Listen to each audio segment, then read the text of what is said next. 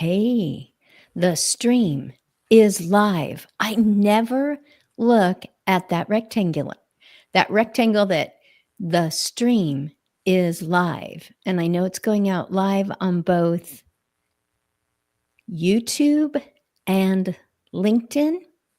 Exactly.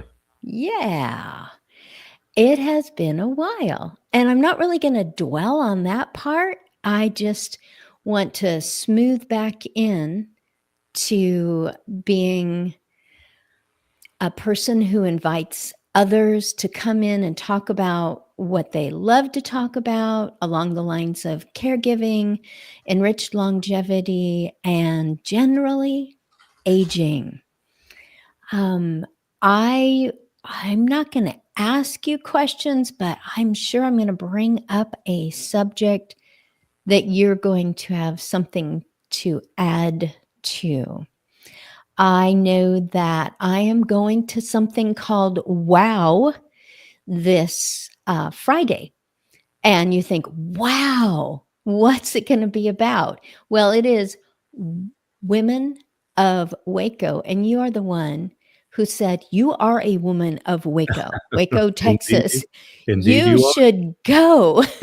They had a huge summit conference with breakouts and main speakers, panel, a theme, lots of exhibitors, all that you would expect from a live gathering that was strategically pointed at Central Texas and Waco, the greater Waco area, which includes a lot of different communities.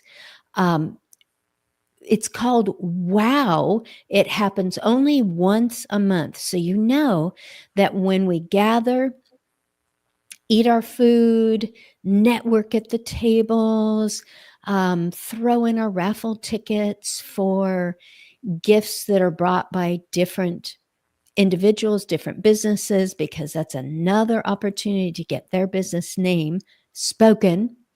Or you can sponsor. There's two different sponsors for the upcoming WOW, and then that you're there to network because it's fun, because you paid only $80 for the whole year.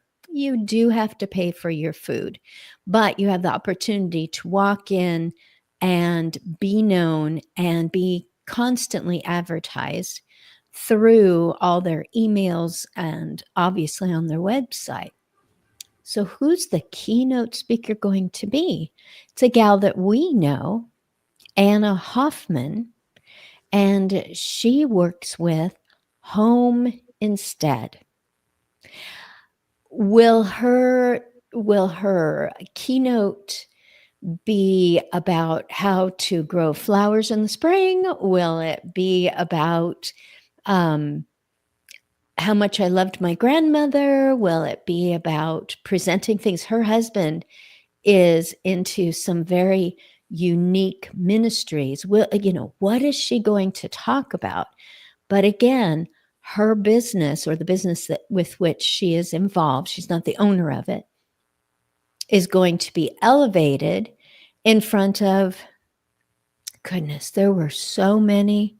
We could only speak for 20 seconds, or, we got that meh at the last one. So I would say about 100 businesses are represented on a given second Friday of the month. People are going to know about Home Instead. So think in terms of this sentence. They think that I should move into one of those communities, but I wonder if I have resources if I remain home instead. Here's another sentence. It would be better for your enriched longevity, for your healthy, continuous living, if you moved into our home instead. We would love to be there for you for some of those challenges that you are facing. And rather than occupy a place, across the street or 4 miles away, we're wondering if maybe we should move into your home instead. So those are just some ideas of how they ended up with the name, that there are other options. A place that specializes in memory care, a large building where everyone independently owns or leases an apartment. Alongside that, they have food prepared for them. They have activities. They can just come out into the hallway or ride the elevator up or down to something that's entertaining and engaging. They have instant neighbors to play their favorite card games with. There are a lot of options as you continue different than you did during all those years where you were living in an apartment or living, in a home that you owned, whether you mowed your own lawn, whether you traveled a lot, and now you're living differently. So I just wanted to say that WOW said yes when that person offered, or WOW specifically asked Anna, would you please be our presenter for this month? So there's really only 12 opportunities aside from their summit or their special, gala gathering, which includes anyone, non-members, but it's put together by Women of Waco. They are giving a stage, an elevation, a megaphone to a person who generally is involved with people who are seeing themselves as aging or someone else sees their aging and says, we need some options for you, or I could use some variations to the way that I've lived up until now.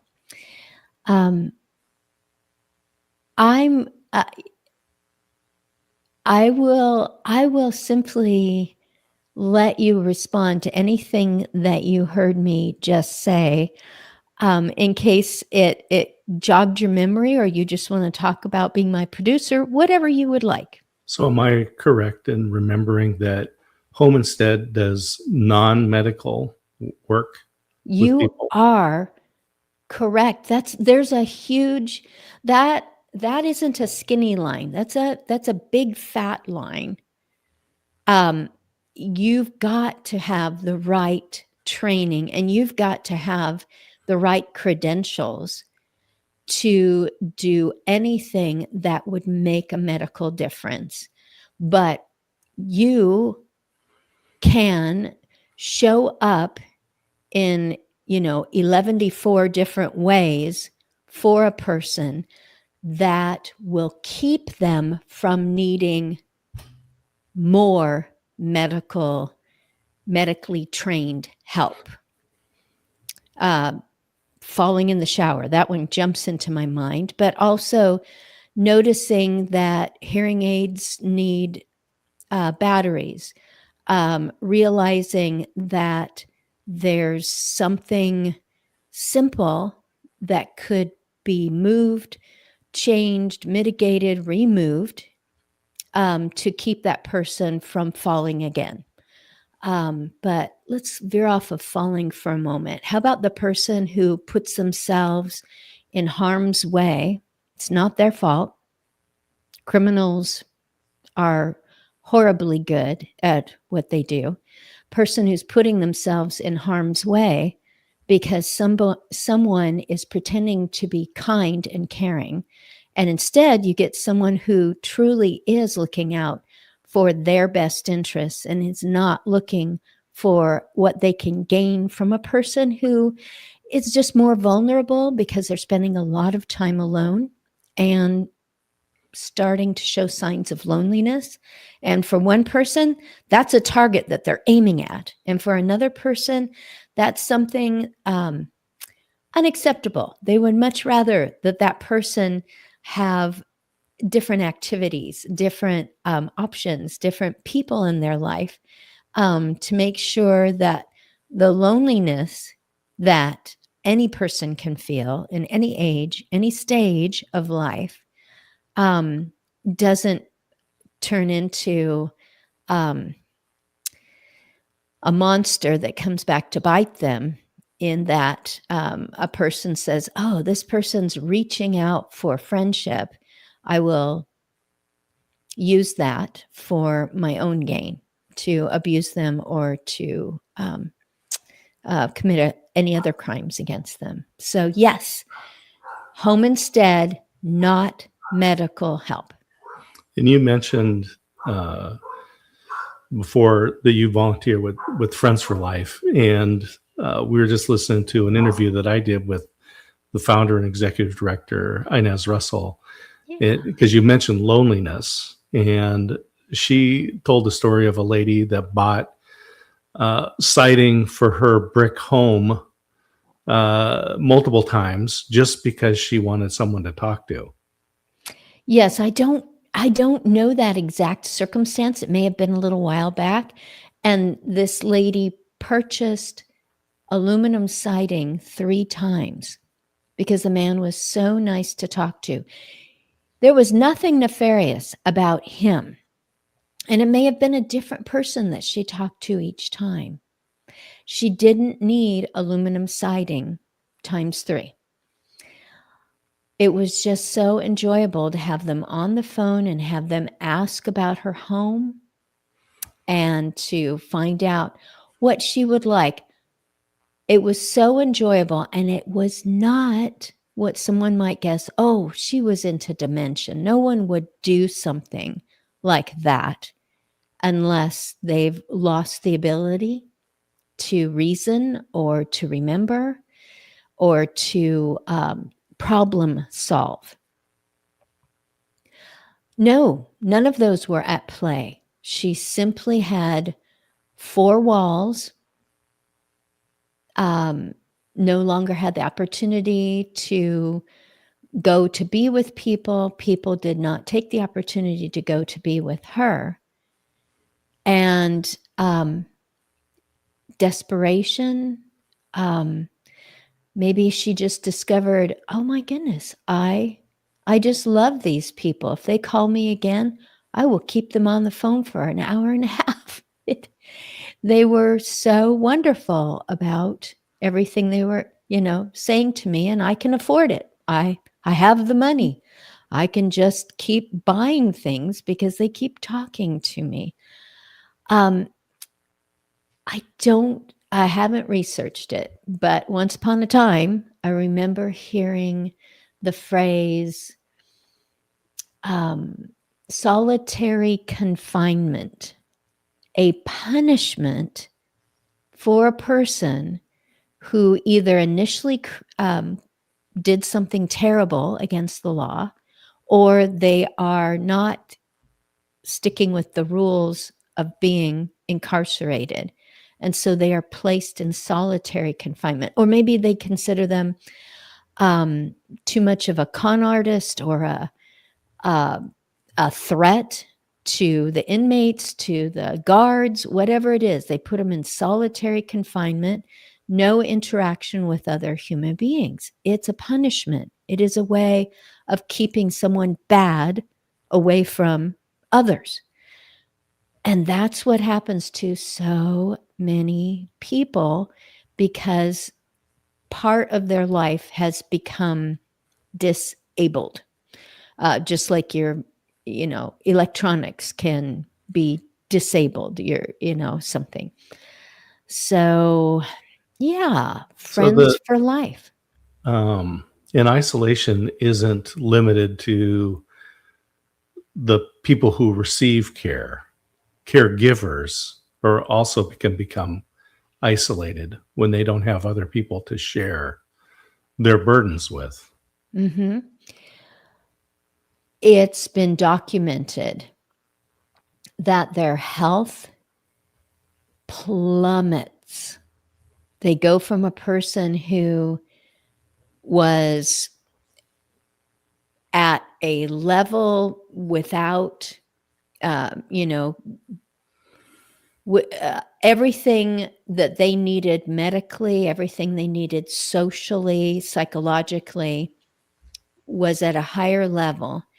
But if you are caregiving, or I'll just say, if you are doing the things for a person that they used to do for themselves, you can go down a notch. Now, if that person is, 25 pounds and fits in a car seat and you can drive around with them, you can go to a park, a library, you can go to church, um, a, a place where you can, a mall, somewhere. You can go somewhere and be with other people. But if that person weighs as much as you do or more, if that person needs to be connected to an air hose, if they don't feel, or they can't tolerate being around activity, if they're going to need help that just isn't available in most public situations, if they're going to maybe need some hygiene help and there's just nowhere to take care of that sort of thing, that caregiver ends up, their health absolutely bottoms out, and they end up hearing the words, "You are going to be dead before they are." Mm. And sometimes they don't hear those words, they simply die. It's they're working so hard at helping the other person and keeping them alive, keeping them happy, keeping them from running out in the street, keeping them from getting bed sores if they are confined by inability to move. A lot of what they used to do is poured into someone else, and the weeks and the months and the years go by. And it's not their fault. It's just that when you're raising kids, when you feel isolated because you're at home with 3 little ones, there is a point at which they become self-sufficient. And if you are caregiving, unless it's just short-term recovery from, we'll say, an incident, it can be very long. I hear of people saying more than 10 years that they cared for someone night and day. Yeah, that's the thing is children get better. And as we age, we don't. That is, Yeah, children become more, as you say, become more capable. But as we age, we become less capable the longer we go. right. There's recovery, and then there's chronic. Something's just going to continue. You might be the caregiver for someone who they hardly take vitamins. They are physically, they can keep up with you, but it might be just one thing. It might be diminished eyesight. And you've got everything from, well, I can't take them to a movie. That's not fair. They get to sit there and listen to the movie while I enjoy. Or, oh no, they're going to try to go outside. This is not dementia. This is not that they're cognitively making choices that that person would not have made. But they want to go outside and work on the garden, and you're like, oh, like 2 out of 10 times they get injured. They fall on something sharp. They turn something on that they thought they were turning off, or it was the wrong thing. They trip over the dog, etc. It sounds like I'm talking about falling a lot. There's a lot more. There's a lot more to continued life than trying to avoid falling. But I will mention that once a person has had a fall, boy, do they look at the rest of their life differently. And it can cause more physical problems because they're hunching over. They're using a cane when the cane, they don't need to lean on the cane, but they're hoping that that third foot is going to keep them from ever falling again. And they're kind of cranking their body in a different direction. Yeah, and if people let their muscle tone go, there's more opportunities for falling and just general injuries around joints and so forth. I think that I should not blame TV ads or magazine ads or ads that pop up on our screen. I think that I should not blame them. I think that it's a constant reminder as products are being sold that there's just, when there's freezing weather, one of the things that is recommended is that you leave the faucet dripping, because moving water doesn't freeze in pipes as easily, or at, the in the 20-degree range, maybe in the teens too. Moving water just isn't going to freeze, expand, and break open a pipe as easily. So just that constant dripping sound in the middle of the night when everything's quiet, you hear that thunk, thunk, or tick, tick, tick, tick, tick, tick, tick, and you're so aware of it. If you're having to continue to do that during the day, you're probably not going to hear it because you're making other noise. If your life is full and you're keeping up and your answer to how are you doing? How's life? What's going on? I'm so busy. You're probably going to disregard advertisements that start with, oh my goodness, you have this chronic situation that you've got, there's something about you that is making you feel pain, social discomfort, etc., that is more frequently associated with aging, with you are getting up there, you are beyond 40, beyond 50, beyond 80, whatever. You're probably going to be able to just ignore those. But if your life is quiet, like nighttime, and those advertisements are coming, and it's like you're nodding your head saying, I need those products. I need all of those things to help the problems of aging. And then it switches in the minds of people who are hearing that. Aging is a disease. Aging makes you look bad. Aging is something you don't want other people to see. Oh my goodness, how many times I never look these things up. I don't click on it, but algorithms keep telling me, we'll let you know how to dress so that you don't look your age. And subliminally, that is saying, oh, gracious, don't let people know you just turned 66, because they'll just be like, it'll be the shunning. You didn't do that, did you? For like a group that says, whatever you do, don't behave this way. Don't make that choice.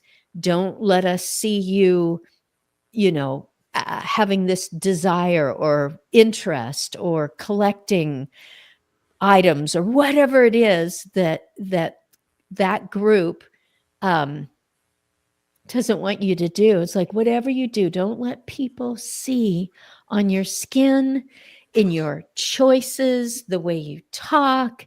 Don't let them see your true age. That doesn't happen at other ages. They don't say, oh, whatever you do, don't let people see that you're 25. I don't think that it even happens. I don't think that it even happens at 35. But as soon as a business knows that they can cause someone to dislike who they are, the way they are, they will let you know. Does that mean that you shouldn't look at their suggestions for dressing? Well, maybe you should. Maybe you could see something there and go, you know what? I like the way that I dress. That's interesting, but she's a model, I'm not. So that's just fine. Or I never thought of putting those things together. I've always worn my shirt out. Never thought of tucking it in, getting about. Whatever. But please don't start from the thought of the way that I am simply because I've woken up and gotten out of bed this morning like I did yesterday morning, like I did 20, 30, 40, 50 years ago. I need to make sure that I don't let people see what's going on. That is, they say that if you use a fulcrum and your lever is long enough, you can move the world. Mm-hmm. But I have not found the type of fulcrum lever apparatus to take out of the culture this constant dripping, whether it's a blop, blop, blop, or a tick, tick, tick, tick, tick, tick, tick, tick, tick, of someone saying, oh, I won't ask you, happy birthday, I won't ask you how old you are. And it's like, so you've already assessed me anyway. Because you wouldn't say that to a child. I won't ask you how old you are because, oh, heaven forbid, you're not in single digits anymore. Or someone that you've assessed as being younger, much younger than you or something. You just be like, oh my goodness, are you old enough to, have you, are you attending a college somewhere? And someone could say, oh, I'm 31. I was done with college like 9 years ago. Oh, okay. Well, I couldn't tell how old you were.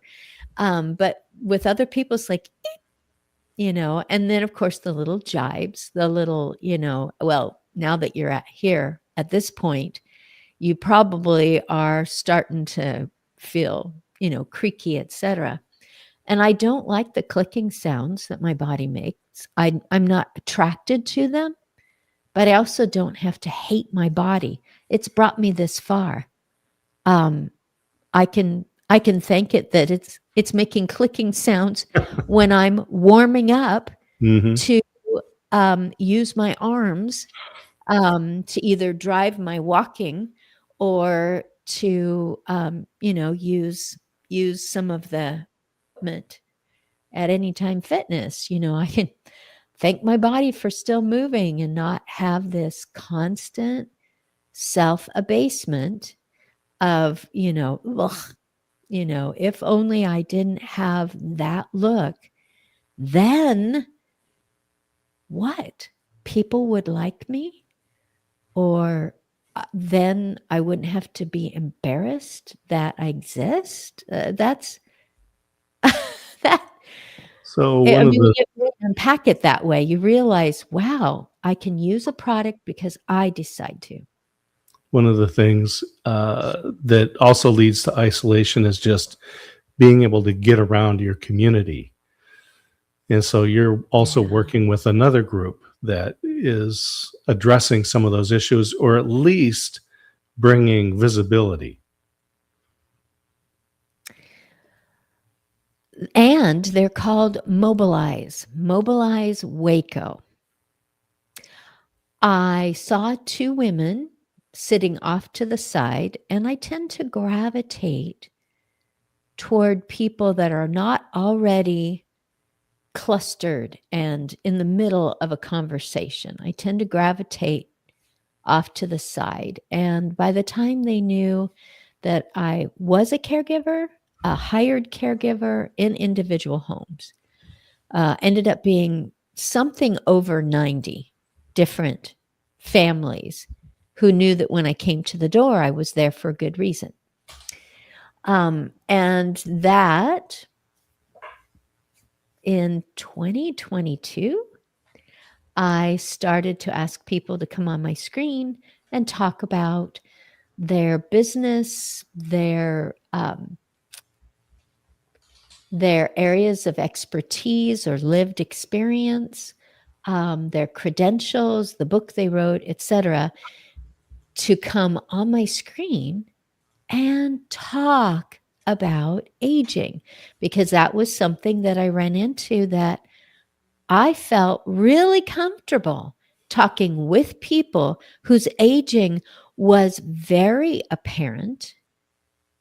And I don't mean because they needed assistance from me, but their aging was very apparent because we talked about the past, all their lived times of being heroes, or the way that they handled life as a parent, or what businesses I assisted people who a sentence to describe them would start with the word first. I will simply say that one female was the first female business owner in her entire state in that industry, the very first one to ever be the owner in her entire state. That's a little harder to find today, that someone for an entire industry, not a niche, but a huge industry that exists in different states of the United States, that she was the first and for a long time the only female owner. So I once these two ladies who were sitting off to the side at a big event where people were already clustered together, talking with the person who had just spoken from the podium, or the person who everyone clapped for. It was a big celebration, and they found out what I do and what I've done. They said, maybe you'd be interested in coming to our group meeting, which is also one, it's the second Tuesday, so we meet again tomorrow evening, and it's Mobilize Waco. Mobilize meaning if there are any barriers to you getting around town at any age,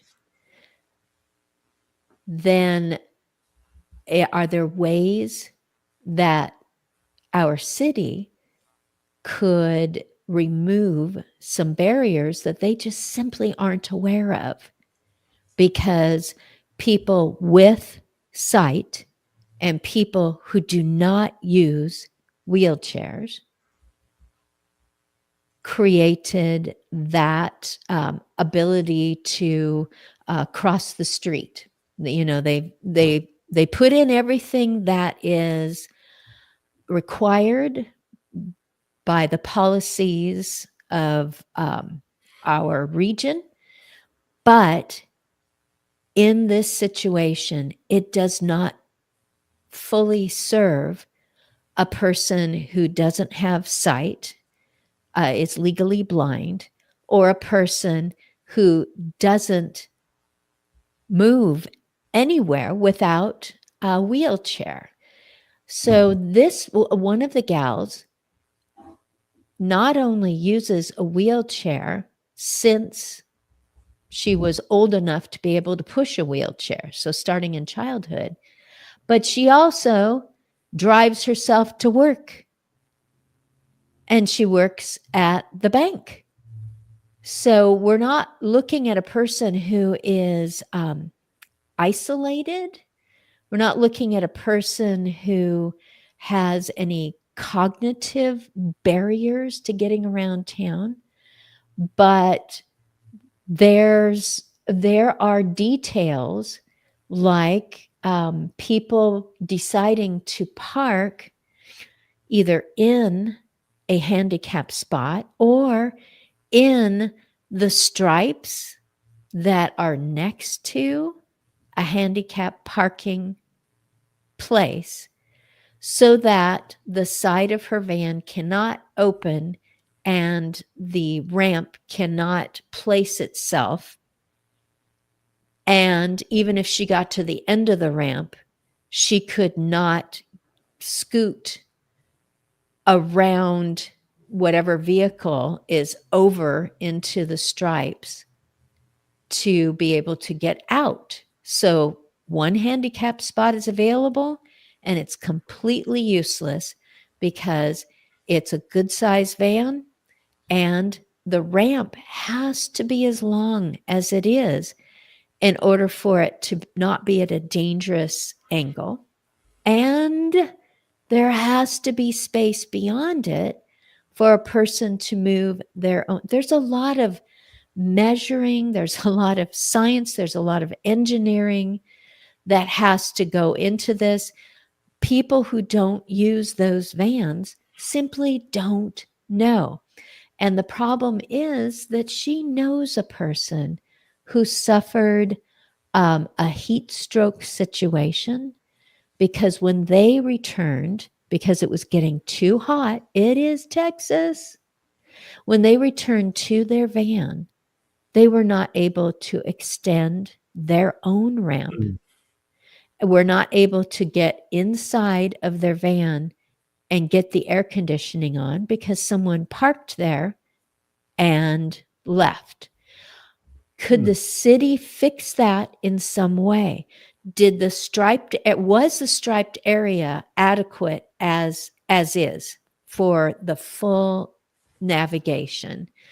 Was there, is there a way? There is a way that citizens, including the person who needs to get into their vehicle, who lives an independent life, can actually report that this car is parked improperly without waiting.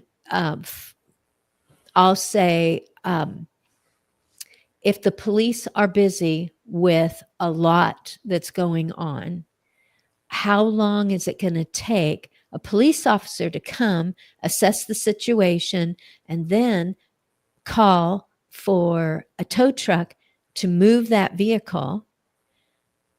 Same situation. You're out in the heat. You have nothing. You can't even get to the water that you have in the ice chest in your own van to cool down.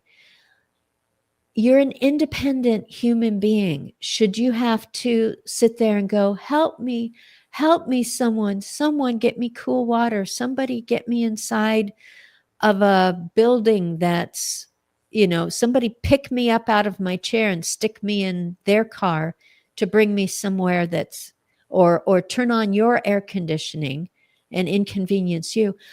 Many people are really uncomfortable with begging for help. And they are also just angry, wondering, is that person going to come back in just a moment? Were they dropping off someone that maybe they don't have a tag for their car, but that person needed special accommodations? Will they be back in just a moment? It's just a whole human situation. So there is a way to report cars that have disregarded that ordinance. And but who knows about it? And how do you find out that you can just get the app on your phone and start reporting? You know, there's a lot of information that people simply can't scroll through it all and learn it all and get every single app. So what could happen? The city could decide to put up a sign that's got a QR code saying, if you see that someone is abusing this parking accommodation, you can click, without it becoming a permanent app, you can click here, you take a picture of the back of the car to show if there's a Yes, the license symbol. plate. Mhm. Yeah. You take a picture in the front windshield to see if there's a tag hanging there. And there's one more. Oh, just a picture of the situation. Are their tires over 2 inches or 2 feet? Whatever. And then that person is contacted, is told, this is the fine that you now receive. And you do have an option to reduce your fine to only 10%. So $500 becomes $50 if you take this online course, put in your answers on the quiz at the end, and submit. So a person who sees, I can be instantly reported, and the owner of the car, the license plate, they will, whoever they are, yourself or someone else, is going to receive a $500 fine. I'm just choosing a number. They might think 3 times before they abuse that accommodation. So Mobilize Waco is in part educating people, educating the community how to make it more of a passive advocate. I just made that up. They are a passive advocate by bringing attention, a sign that's a different color that says you will be reported by a citizen who clicks on this QR code. True. If they click on the QR code, send in those 3 things, you will be reported. And it's like, ding, ding, ding, ding, ding. Nope, don't want to be reported. It costs money to have those signs set up. And so who makes that decision? Who can bring attention to that situation and go, I'm a proponent of being a community that not only is more welcoming to the people who live here, but also to my customers who are going to come here, the tourists that are going to arrive and see, some performance that my child is doing in the park for a special occasion or something.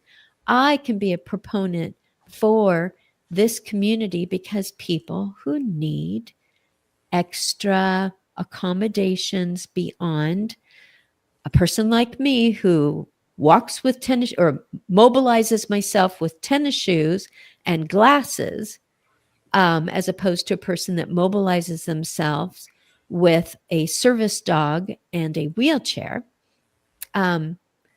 can go, wait a minute, I can participate in this right now. This is wrong that this is happening. And I can participate, and it will never come back to bite me. My phone number is not recorded. The pictures are recorded. So just things like that. But it takes a small, slightly angry mob to make these things happen. I'm glad you asked about Mobilize Waco, because I do have a meeting to go to tomorrow night.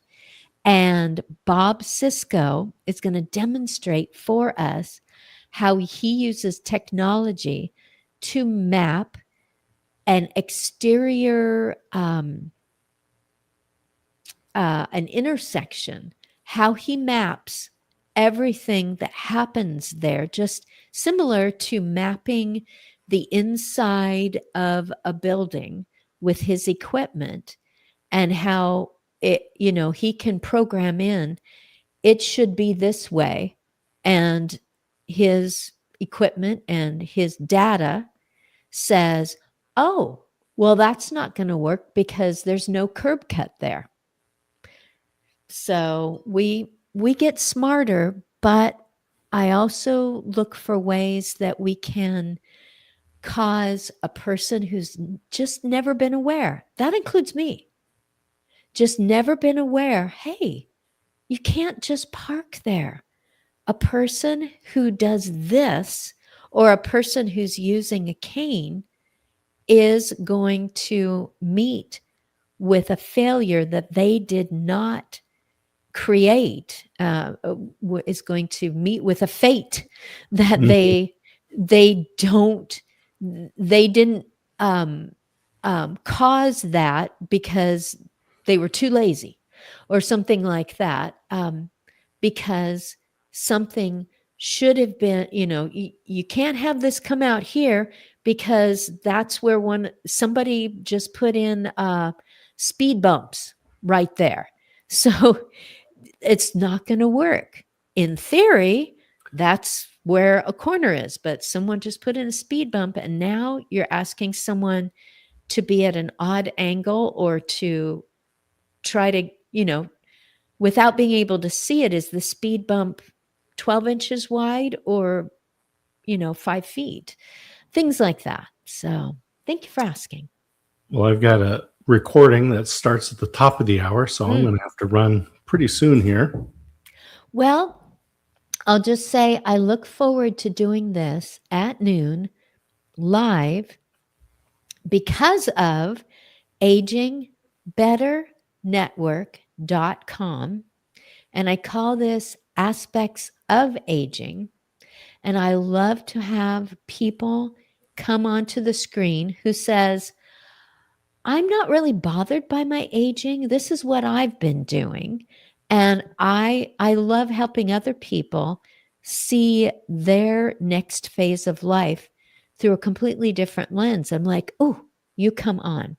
And someone else who says, well, I created a documentary, a play. I give speeches, but I do it in such a way that my audience is engaged and they go, wow, I just experienced what it's like to be disregarded because of the number of candles that would be on my birthday cake. Just people who go, but what does this have to do with aging? And I'm like, well, if it's not about Lamaze class, as far as I know, people who are aging are not also giving birth so far. I'm sure there's exceptions, but in general, if it's about continuing mental wellness, continuing spiritual wellness, continuing to make the difference you want to make in the world, then it probably is going to come right in under aging. Caregiving, as you mentioned, caregivers can suffer and die from isolation.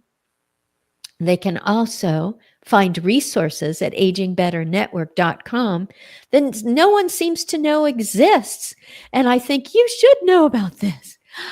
So I encourage anyone to click around at agingbeternetwork.com, because you are part of the network. If you come on my screen, if you go there to find resources, if you decide to take a course from someone who is just teaching you how to be prepared, because longevity is in your family and somebody is going to need you in some way, with those difficult things like should they still be driving, that you can find it there, and you are part of that network. And this show is called Aspects of Aging, because it isn't always issues or problems or challenges.